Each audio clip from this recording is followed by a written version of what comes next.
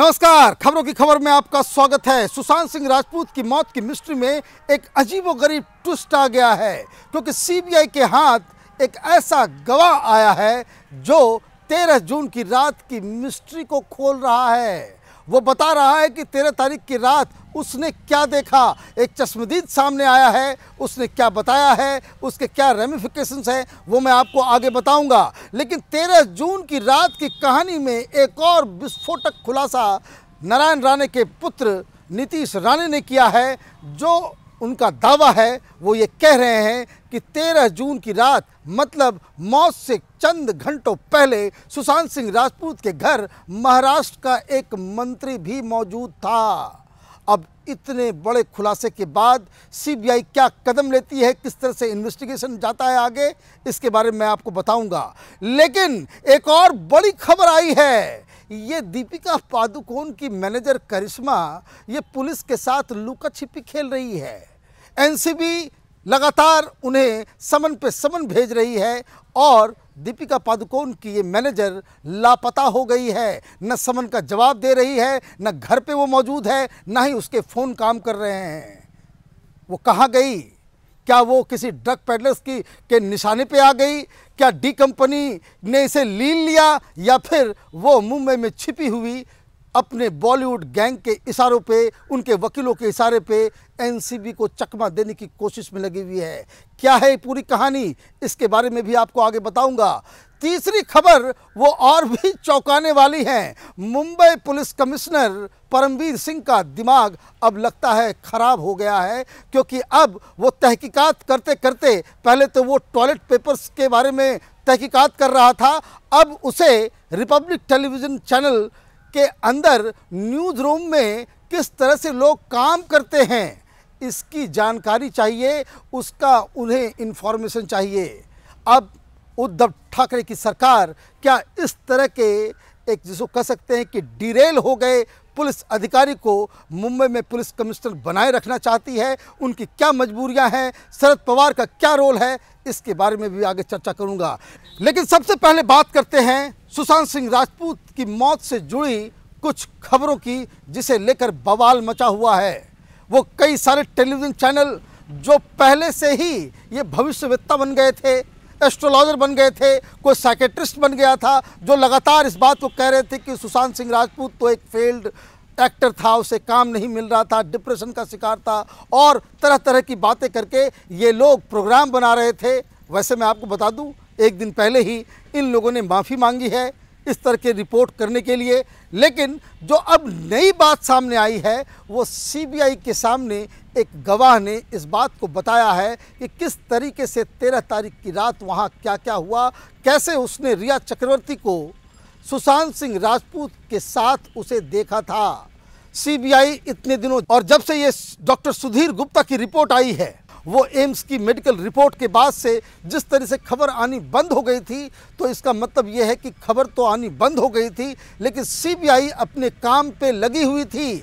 CBI के पास और भी कई सारे सबूत, कई सारी जानकारियां इन्होंने इकट्ठा की है, और अचानक से ये गवाह सामने आता है, और साथ ही साथ अचानक से फिर से नारायण राणे के तरफ से, उनके कैंप की तरफ से, उनके बेटे की तरफ से ये दावा किया जाता है कि सुशांत सिंह राजपूत के घर 13 तारीख की रात महाराष्ट्र का एक मंत्री भी वहाँ मौजूद था।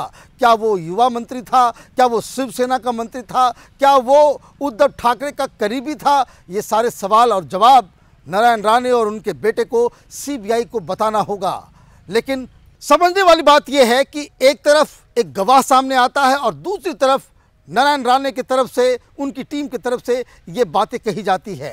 और सीबीआई ने अब तक कोई प्रेस कॉन्फ्रेंस करके कोई नई बात नहीं बताई है, और जब तक कोई नई बात नहीं आती है तब तक सीबीआई का जो लास्ट बयान है वो अपनी जगह पे बरकरार है। मतलब ये कि सीबीआई का जो लास्ट बयान है वो यही है कि सुशांत सिंह राजपूत की मौत में जो सीबीआई की जांच चल रही है, उसमें हत्या का जो एंगल है उसे अभी दरकिनार नहीं किया गया है। सीबीआई हत्या के मामले में ही इस केस को डील कर रही है। और तो और 2-3 और नई डेवलपमेंट्स हुई हैं। क्योंकि चूँकि एम्स की रिपोर्ट की वजह से कई लोग निराश हो गए थे। लेकिन अब सीबीआई की तरफ से अलग अलग फॉरेंसिक लैब से एम्स की रिपोर्ट और ये जो कूपर हॉस्पिटल ने जो ऑटोप्सी या पोस्टमार्टम रिपोर्ट जो उसने जमा की थी, पुलिस को दी थी, उसकी फिर से जांच कराई जा रही है। कहने का मतलब ये है कि एक बार जो फॉरेंसिक रिपोर्ट है उस पे सेकंड ओपिनियन आ जाए, जो मेडिकल रिपोर्ट है उस पे तमाम एक्सपर्ट्स की रिपोर्ट आ जाए, उसके बाद सीबीआई फिर से इस केस में आगे बढ़ने की मूड में नज़र आ रही है।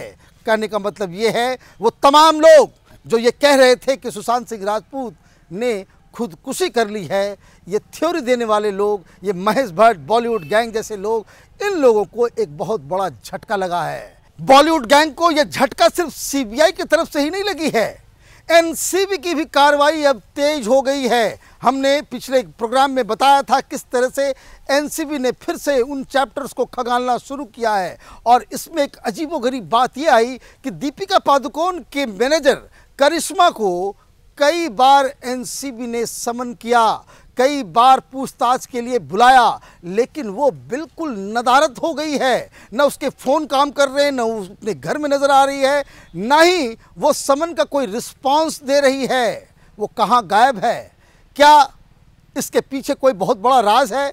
जो एनसीबी से खबर आ रही है, जो एनसीबी के सूत्र बता रहे हैं, वो ये बता रहे हैं कि बॉलीवुड में जो ड्रग्स का कारोबार है वो सिर्फ कंजम्पशन का ही मसला नहीं है। ये जो नेटवर्क है वो सिर्फ हिंदुस्तान से ही जुड़ा हुआ नहीं है। ये जो पूरा नेटवर्क जो एनसीबी की तरफ से बताया जा रहा है कि जो बॉलीवुड में जो ड्रग्स का कारोबार हो रहा है उसके तार इंटरनेशनल ड्रग माफिया से जुड़े हुए हैं। ये बहुत बड़ी बात, बहुत बड़ी खबर एनसीबी की तरफ से आ रही है। बताया ये जा रहा है कि अगले 2-3 दिनों में कई बड़े ए लिस्टर्स, बड़े बड़े जो फिल्म स्टार्स हैं, उनको एनसीबी फिर से तलब कर सकती है। इसमें जो खबर आ रही है कि जिन लोगों को पूछताछ के लिए बुलाया गया था उनको तो बुलाया ही जाएगा, साथ ही साथ कई और नए चेहरों को भी एनसीबी तलब करने वाली है, क्योंकि एनसीबी के पास कुछ ऐसे फाइनेंशियल ट्रांजैक्शंस और कारोबार के बारे में पता चला है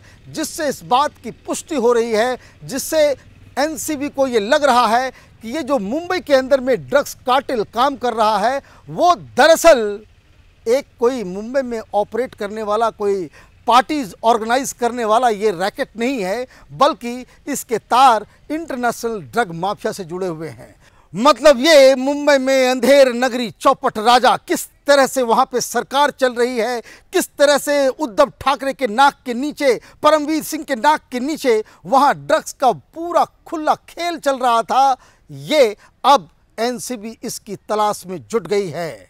वैसे परमवीर सिंह के बारे में जितना भी कहा जाए वो कम है, क्योंकि उद्धव ठाकरे ने उन्हें पूरी तरह से छूट दे रखी है कि जिस एन केन प्रकारेण वो मीडिया को गैग करे, सरकार के खिलाफ बोलने वाले हर आवाज़ को दबा दे, सरकार के खिलाफ सवाल पूछने वाले को जेल के अंदर बंद कर दे। और अब तो परमवीर सिंह ने हद कर दी। पहले तो उन्होंने तहकीकात शुरू की थी टीआरपी स्कैम से। आरोप ये लगाया था कि अर्नब गोस्वामी पैसे देकर अपनी टीआरपी बढ़ा रहा है और इसके लिए उसको गिरफ्तार किया जाएगा। कई टेलीविजन चैनल वालों ने ये प्रोग्राम कर कर के ये कहा था अर्नब गोस्वामी को गिरफ्तार करो, गिरफ्तार करो। सबूत मिले नहीं। नाम था आज तक और इंडिया टुडे का, लेकिन इन लोगों ने फंसा दिया रिपब्लिक को। इसके बाद जब ये पूरी थ्योरी फेल हो गई, जब कोई सबूत नहीं मिला, गवाह नहीं मिले, तो मालूम चला कि अब इन लोगों ने नई कहानी गढ़ दी कि ये जो हंसा रिसर्च है वो उल्टा पैसे दे रही थी। मतलब ये कि वो टीआरपी बढ़ाने के लिए अर्नब गोस्वामी को वो पैसे भी दे रही थी, ये अनर्गल तरह की थ्योरीज दे रही थी। और इससे भी जब मन नहीं भरा तो महिला पत्रकारों को इन लोगों ने टॉर्चर करना शुरू किया, खामखा बुला करके परेशान करने की बात, नई प्रथा शुरू कर दी। और अब परमवीर सिंह ये चाहते हैं कि अर्नब गोस्वामी का जो न्यूज़ चैनल चलता है तो वहाँ कितने लोग काम कर रहे हैं, किस शिफ्ट में कौन होता है, न्यूज़ लिखता कौन है, न्यूज़ को एडिट कौन करता है। मतलब ये आप मीडिया के न्यूज़ रूम में घुस करके अपनी नाक को घुसेड़ना चाहते हैं। ऐसा काम तो पहले इमरजेंसी के दौरान भी नहीं हुआ करता था। ये कभी इस तरह की चीज़ें सामने नहीं आती थी, लेकिन अब ये उद्धव ठाकरे की सरकार के दौरान ये सारी चीज़ें हो रही हैं। देश देख रहा है, जनता भी देख रही है, कौन सही है कौन गलत है, ये आकलन करना ये किसी बच्चे को भी अच्छी तरह से समझ में आ जाएगा कि यहाँ पे परमवीर सिंह ज्यादती कर रहे हैं। और ऐसे शख्स को, जिसके ऊपर एक और जो खुलासा हुआ कि किस तरीके से इन्होंने एक हिंदू साध्वी को तंग किया, टॉर्चर किया, उसके ऊपर बेल्ट से वॉर किया, ये सारी चीज़ों के बाद ऐसा लगता है कि परमवीर सिंह को एक भी दिन के लिए अब मुंबई पुलिस कमिश्नर के रूप में बर्दाश्त नहीं किया जा सकता है। उनकी बर्खास्तगी की मांग पूरे देश से उठ रही है। देखना यह है कि उद्धव ठाकरे की सरकार कब नींद से जगती है। हमारी नज़र इन तमाम खबरों पर बनी हुई है। आप देखते रहिए कैपिटल टीवी। हमारे वीडियोस को लाइक कीजिए, शेयर कीजिए और हमारे चैनल को सब्सक्राइब कीजिए। धन्यवाद।